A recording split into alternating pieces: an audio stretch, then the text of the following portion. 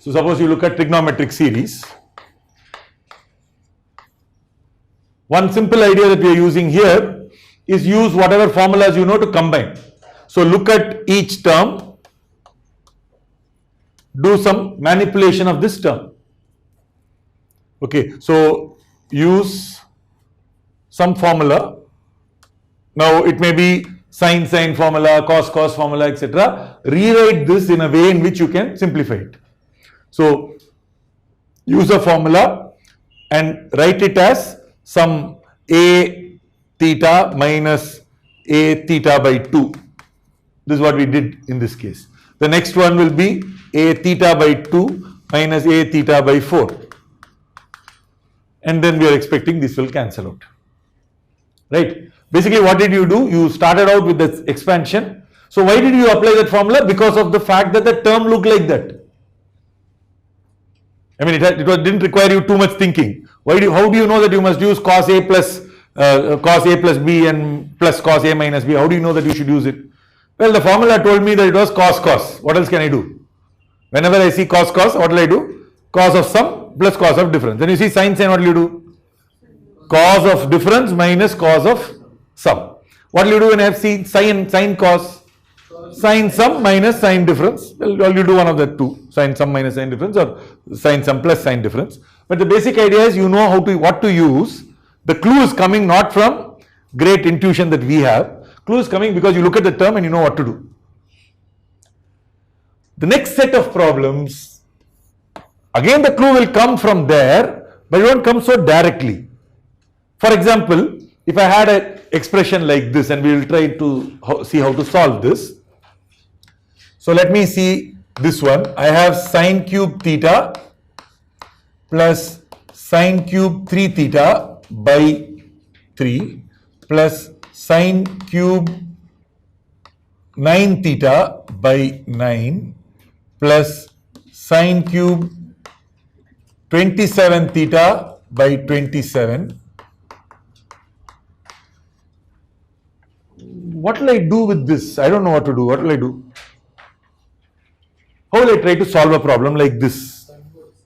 Convert it into AGPs. No, convert 3. How will you convert? Cube convert it to. What will you do? Cube, what will you convert? 3 theta. So remember, you are trying to get it into some form like this, right? You are trying to make it telescopic. Now if it's telescopic, remember, what is telescopic? What can cancel out? The terms must look like this. So if you had some messy function here, this is okay, that must be this function. On this side, I should write it as some function of theta, and look at all this is going multiplying by 3, so probably a function of 3 theta. Because this was, let us say, some sin cube theta. If I could write it like this, then the next step will be to write sin power 3 sin cube 3 theta, because my 3 theta will become f of 3 theta minus f of 9 theta, and I am hoping I will cancel this out. Oh, wait a minute, but I have a by 3. What do I do? Probably it is going to look like something into 3 here, because to cancel out now I need to multiply this by 3, right? Or maybe it looks like 3 here, because now this will be 3, right? To cancel this out, what should I do? Multiply by 1 by 3. So that means if I divide by 3, this will become by 3. Now it will cancel out? By the way, you can cancel out like this, you can cancel out like that. Whenever you write an expression in this form, there are 2 types of cancellations possible. You can cancel the right hand side, you can cancel the left hand side. You will get 2 sequences, series. Okay, but do you understand that if I manage to write it like this, do you know any formula like this? Sin cube theta is 3 times something. Is there a formula? What formula? That's a sin 3 theta, which is good because then you can bring the sin 3 theta here. So in fact, this is telling you what formula to use also. But the basic idea is that look at the expression. It goes as theta, 3 theta, 9 theta, etc. So you want theta, 3 theta. So that the next one will be 3 theta, that will have 3 theta, 9 theta. And hopefully things will cancel out. The next one will be sine cube, let us say 9 theta, and that is going to be 3 times f of 9 theta, right? Minus f of 27 theta. But you see, to get rid of this 3, I want a 1 by 3, no? Even if I divide by 3, it's not enough. I should divide by 1 by 9. So I'm going to divide by 9. So then this will become by 3 and this will become by 9. So you see, this will cancel, this will cancel. So that means in my expression, I must have had a 3, 1 by 3, 1 by 9, 1 by 27. Do I have it? Perfect. So hopefully somebody has solved this. Well, I solved it. So, okay. So therefore, when I'm making this question up, so you will need to make sure that it works. If I gave you this expression and instead of giving you 9 here, I gave you 8, right? Suppose I decided randomly that this will be 2, this will be 4, this will be 8. You can't solve because you may not be able to find an expression like this. So hopefully it is a solvable expression. Okay. So do you understand what to do now? So this kind of question, and we'll do a few of these. The goal is you find not a direct formula like this. You don't look at this and you start playing with it. You look for some other formula which had sine cube. Okay. So for example, if you want sine cube, search for a formula with sine cube. What formulas do you know with sine cube? Sine 3 theta formula. Okay. So you basically do a search for a formula that uses it with sine cube term in it. Hopefully the formula is such that when you rewrite it, it will look like theta and 3 theta. These two must be similar. Why should they be similar? Because the next step they must cancel. The first term of the second step must cancel with the second term of the first step. If this was sine and this was cos, not useful. Because this is going to be sine and that's going to be cos. So it's not useful at all. Not for this particular case. So if this is sine, this must be sine. It cannot be sine square and sine. It has to be sine and sine. So look for a formula that will yield on the right hand side the same function with some multiplying factors. This could be a times, that could be b times. There's no problem with a and b. By the way, it could even be plus. Then just multiply by minus sign. This will become minus, this will become plus, so it will cancel. So any constants you have here, absolutely no problem. Do you understand? Then you rearrange this entire thing. So then you basically rearrange it in such a way that it will be a nice telescopic sum that you can cancel out. Okay. So the best thing to do is to rearrange to cancel. That basically means don't solve this problem directly.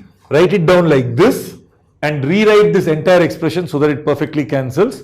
Then if you can cancel like this, sometimes it may not cancel like this, sometimes it may cancel like that. So we'll see both examples. Okay, so can we try to solve this kind of a question? Then there is a third type where you might not know a direct formula. So then you'll have to work out and figure out a formula. So that will be the third kind. No direct formula, you don't remember a formula. Okay, and I will show you how you can derive whatever formula you feel like using this small trick. We'll do that a little later, but right now let's just focus on this. So there you cook up the formula. Now there are so many trigonometric formulas. They're all there, except that we may not remember them. Suppose I tell you, oh, I have sine power 5. Then you say, I don't remember a formula with sine power 5. Or I have sine power 4. I don't know what a formula with sine power 4 is. Okay, make it up. So you can come up with the formula. So here, cook up the formula, then go and do this. Sorry, go and do the rearrangement to cancel. This is then telescopic sum. So is the idea first clear of what we are planning to do broadly? You need a little practice, then after that you should get the hang of it. Can we now first solve this question? Come on. First of all, will this converge? Will this converge? Whatever happens, sine is going to be maximum 1, no? And divided by something which is growing faster and faster. This is smaller than a GP. It will converge. Because this is, suppose I made all of that 1, I will have 1 by 3, 1 by 9, 1 by 27. Yes, so therefore this is definitely going to converge. So no question. So this is going to converge. Can you find that answer? Generally, you must be able to do this. When theta becomes very small, sine theta is approximately theta. Tan theta is also approximately theta. When theta is in radians. And cos theta is approximately 1, but a better approximation is 1 minus theta square by 2. Let us first look at these two fellows. This we will not worry too much. Let us look at these two. Okay, proof for this, very simple proof and a very useful and important proof. So for example, if I took a circle, nothing, just a coordinate system. Okay, if I took this line, this angle is theta. Okay, what is sine theta? If this angle is theta, what is sine theta? The line projection of that. This is sine theta. If this radius was 1, this is exactly sine theta. And what about this fellow? Theta. Why? R theta. Because it's r theta, r is 1. Okay. And what is interesting is there is a tan theta hanging around here. This is tan theta. Why? Because this by this is tan theta. This is 1. Radius is 1. Correct? Now I'm not going to show it, or we're not going to discuss it in much more detail. But the basic idea is, can you see that sine theta is smaller than theta? And tan theta is bigger than theta. Why should it be bigger than theta? Because this is a curved line and that is not a curved line, that's a straight line. Sine theta is smaller than theta is quite clear. Right? But tan theta is bigger than theta may not be that obvious, but it is. Okay, for now we will not worry too much about that. But as I make this theta smaller and smaller, look at this. This is sine theta, that is tan theta, and that is theta. Can you see that sine theta, tan theta and theta are all becoming closer to each other? Okay. Basically, theta lies between tan theta and sine theta. Okay. And as it gets closer and closer, I'm going to say that less than equal to. And we can do something interesting here. We can divide this whole thing out by sine theta, and I can write it as 1 is between theta by sine theta and is between, if I divide tan theta by sine theta, what will I get? 1 by cos theta. And if I make theta very small, what will happen to this fellow? 1. So that means theta by sine theta is between 1 and 1. What is between 1 and 1? 1. So that means theta by sine theta becomes 1. So theta by sine theta approaches 1. It's always greater than 1 and approaching 1 from that side. Sine theta by theta will approach 1 from the smaller side. That's all. So sine theta is approximately theta. But if sine theta is approximately theta, tan theta is sine theta by cos theta, which must be approximately theta. So both of these are true. So when theta is very small, sine theta is approximately theta. The smaller it gets, the better this approximation gets. Logic of this first clear? So for example, if I had sine theta by n, where theta was not necessarily a small number, when n is very large, what will happen to this? It will become what? It will become theta by n. Almost theta by n. Into n. If you ask this question as limit n tends to infinity, this answer is going to be theta. Because this is going to be n times theta by n. Now what I just did was not mathematically perfect, but the logic of it is still okay. The mathematically correct way to do it is sine theta by n by theta by n goes to 1. So take this n and write it as 1 by n. Okay, I threw a theta in, so I'm going to throw a theta out. So far it is algebraically the same thing as that. Now limit of this as n goes to infinity, well, this is going to go to 0, so this is sin x by x, where x is going to 0. So therefore this is 1, so this is theta. Now while that is the basic principle and you should keep this in mind because there is a reason for why mathematicians insist on doing this, but you have to also understand that when you are learning, mathematicians know when to use it and when not to use it. They are just telling you how to be careful, but they are telling you to be careful before you knew why you should be careful. So first you should make a few mistakes before you learn to be careful, right? So if you look at this, the best thing to do is to say this is theta by n, and then cancels theta. Absolutely no problem, and that's correct. Logically this is correct. Where will it land in trouble? Not in this problem. It will land you in trouble somewhere else. So for example, you do 1 minus cos theta by theta when theta goes to 0. You say, oh, cos theta is 1 by theta infinity. And now it will land you in trouble. Okay, because that is not correct. Yeah, it actually turns out to be 0. Okay, and if I put a by square, theta square, that will turn out to be half. Okay, so anyway, the basic idea is when can you cancel? When the big numbers do not go away, they are still there. That is, the zeros should not be the only thing that remain. Whatever you have approximated it to should not get cancelled. If I approximated it to 1 and I said 1 minus 1 0, okay, so sorry, I should have said 1, no? I should have said 1 minus 1 0 and I would have written 0. Okay, but if I put theta square also I would have said 0. If I put theta cube also I would have said 0. But the problem is for theta it would have been correct. But for theta square the answer is half and it won't be correct. So can I approximate to 1 or not? No, not a good idea, because if you call it 1, this 1 and that 1 will cancel out. So the remaining part is what is going to be of importance.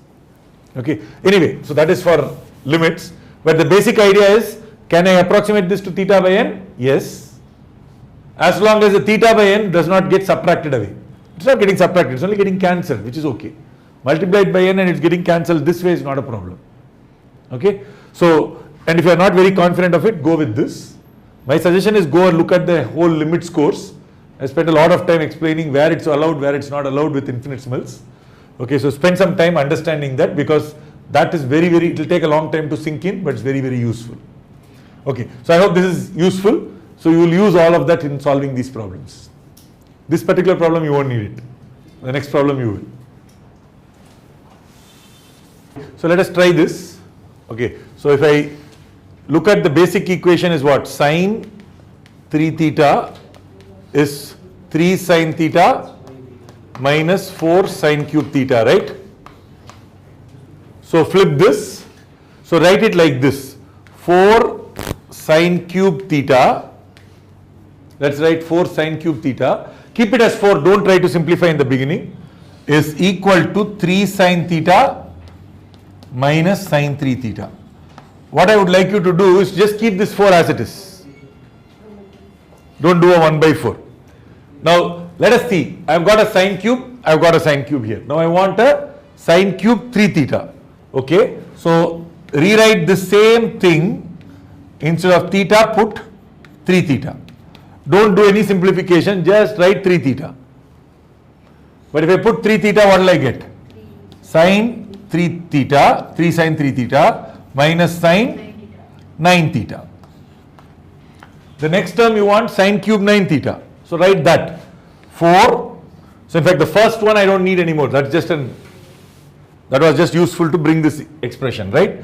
4 sine cube 9 theta is 3 times sine 9 theta minus sine 27 theta, and so on, right? And as I keep going, let us calculate. Let's calculate. Just hold on. Sine cube, I have a sine cube, but for this guy I need a by 4. By 3 into 4 does not matter. Okay, so if I want a by 3 here, anyway I should have a by 3, otherwise this won't cancel. So if I do a by 3, this 3 will go away. right? This will go away. And this will end up with a by 3.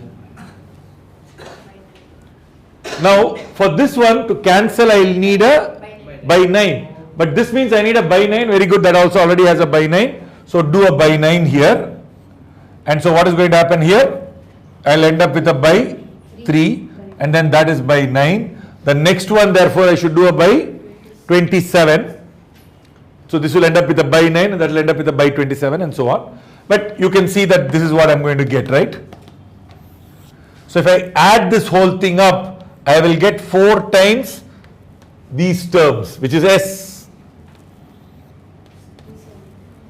4 times S, and you can see that this is going to cancel out. This is going to cancel out. This is going to cancel out. What is the last thing that I will get? Some sine of 3 power n theta by 3 power n minus 1. But the point is sine is not going to be more than 1. By 3 power n minus 1, n is going to go to infinity. I don't care what that last term is, that's going to 0. So I am only left with 3 sine theta. So that means this sum, what is the value of this sum? It is 3 by 4 sine theta.